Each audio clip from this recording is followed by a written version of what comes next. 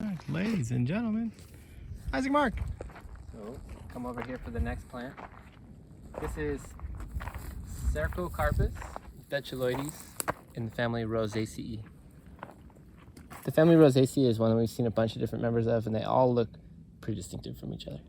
But and Cercocarpus is no exception. This is a shrub, woody shrub that can sometimes be a tree, sometimes be pretty tall in some habitats, and it's a common but sporadically occurring one in chaparral.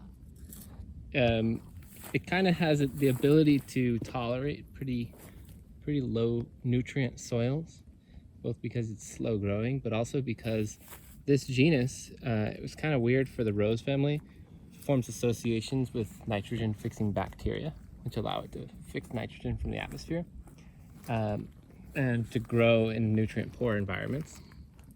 The way that you recognize Cercocarpus. What's its common name?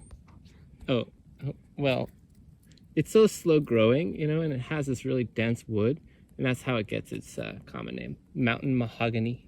It's a nice common name. And this particular species is called the birch leaf mountain mahogany, and that's because to recognize this thing, you look close to the leaves, and they kind of look like, a classic birch leaf, in that they have these really distinctive parallel secondary veins that reach out towards the edge and correspond to a dentation. But one thing that's really good for recognizing Cercocarpus is that when you look at the leaf, it has dentations on the top half, but not on the bottom half. Bottom half is entire, and then the top part is totally serrated. Kind of like holodiscus. Yeah, which is also a member of the rose family.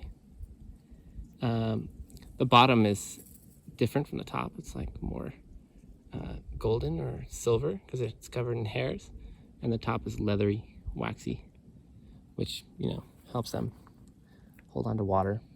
Cercocarpus means kind of like a tail fruit, and that's because the fruits of Cercocarpus, oh shoot, they're really cool.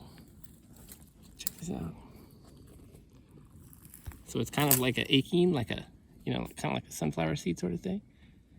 Just a shell and then a fruit inside, and then it has this tail on top that swivels and does a cool spiral, and has kind of like plumose branches, like a feather coming off, and it helps it, fly in the wind or maybe get hooked onto like an animal and go traveling.